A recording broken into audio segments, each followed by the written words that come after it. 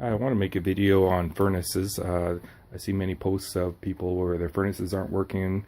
It's very cold outside, their houses are getting cold and they're panicking.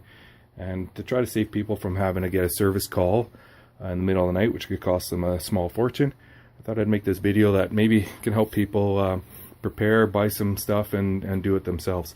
So I was just going to go through a quick little tutorial on the furnace. This is my furnace. It's a Carrier furnace. It's not running right now because I have the bottom door off. As soon as you have the bottom door off, this is the main switch. So as soon as that switch is off, it shuts off all the power to the furnace. So quickly, the way a furnace works. When it first starts up, this is an inductor motor. That'll actually start to turn. Clears out any exhaust gases that still might be inside the furnace. Excuse me. Once that starts going, the main motor down here will start to turn, drawing air through and starting to circulate air. Next, you'll have a igniter, also might be called a glow plug. That thing kind of sitting in the back there. It's kind of hard to see, but we'll see it once it lights up. That'll ignite, or sorry, that'll light up, get really orangey, and that's what ignites a flame. And then once that's lit, or once that's on, the gas will start, it'll ignite, and then there's a little flame sensor back there, a little stick-like thing. It's also known as a thermocoupler. What that'll do is it actually detects that there's heat present, so it measures temperature, and if it gets to a certain temperature, it says, yeah, your furnace is good, keep it running. If not, it shuts it down. So I'll show you what happens when those two items don't work, the flame sensor and the igniter, and how to fix them. They're actually quite simple. So this is the flame sensor here. So if you look underneath, it's just one tab that you just pull off. Very simple. It's one screw down here. Take that off, and you pull it out and put a new one in. The igniter over here is one screw here to take that off, and it's this plug in here. I will fold it up. Sorry. And so it just disconnects like that. Just pull it apart. So what I'm going to do is I'll just put this back on so that we can start the furnace, show you what normal operation is. Now, I was talking about spare parts. Those two things I keep spare all the time. So this is the actual thermocoupler. This says Carrier flame sensor. It's roughly about $10–20. Very cheap part. You see, it's very simple. It's just the one screw in there and the connector. And then this here is my igniter. Don't want to touch this part with your bare hands. You don't want to get oils on it. It's ceramic and it does have a finite life. So that's the actual model that I use, but that's what they look like. That's for the Carrier. Other furnaces might have a different thing, but that's basically all it is. And so this thing's about $50. I buy these. I'm up in Canada. I buy these myself from Amory Supply. It works for me. You might be able to get them at Home Depot or Lowe's or something like that, but check around. Definitely highly valued item to have as a spare, because when my furnace has failed, it's always -30, and it's always sometime in the middle of the night. So I'm going to start the furnace. I'm going to put some tape on this switch here just so it starts up. And now you can hear the furnace is kind of going, just because I had this off.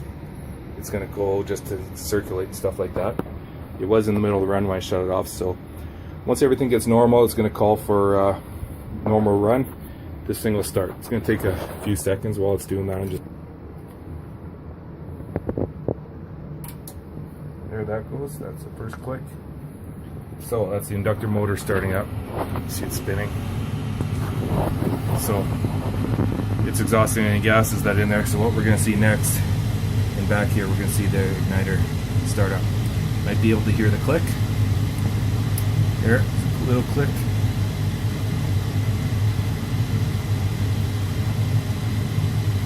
And there's the glow. That's good. Now you hear another click, which is gas coming in, and then it should ignite.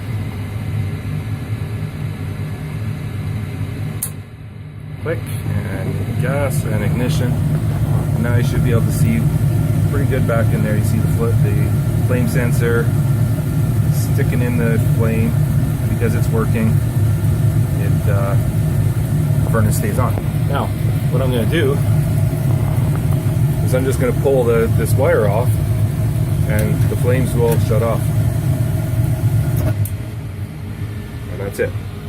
So now what will happen, I'm just going to leave that off. The furnace is going to go through its normal routine here, and it's going to try to start up again. It'll go through the same process. I'll let it start. The flame will come on for a couple seconds, and then because this is off, it'll say, hey, there's no flame present. It's going to shut it down. Okay, so here it goes again. It's going to start up. Normal. I think it's going to be normal routine. Going to watch that glow plug start again. I call it glow plug or igniter.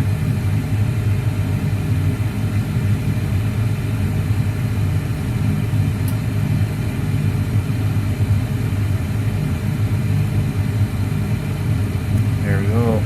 Okay, we'll hear the gas come on. It will ignite for a few seconds and then it'll shut off.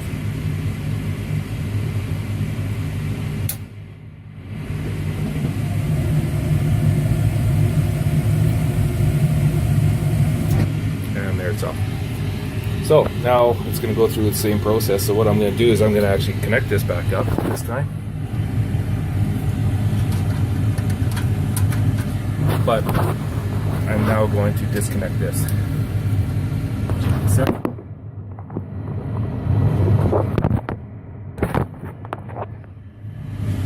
Okay, so the igniter is actually disconnected. It's just going off there. You see,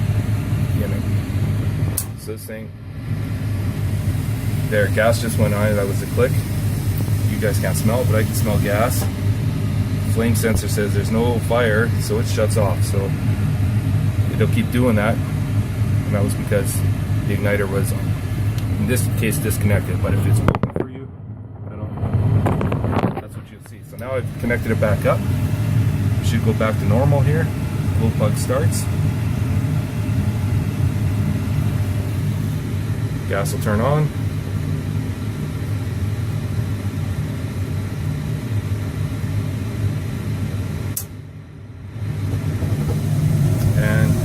Sensor, because we have that connected, it says yeah, everything's good, and the furnace keeps going. Glow plug will turn off there. So now we're back to normal. So very simple. Again, two things that 95% of the time are the culprits. This flame sensor, actually, if it went out in the middle of the night and you don't have a spare, you can actually take it off. Sometimes it's just soot, sometimes you can just clean it and get away with it for another 24 hours. The igniter, you're going to have to replace that. So that's why I highly recommend you get a spare of each. And that's my video. Anything else major in here, I will call somebody on that. The gas valve or the high pressure switches or the motor or something like that. But those are the two simplest things that seem to always break. So thanks for watching. Bye.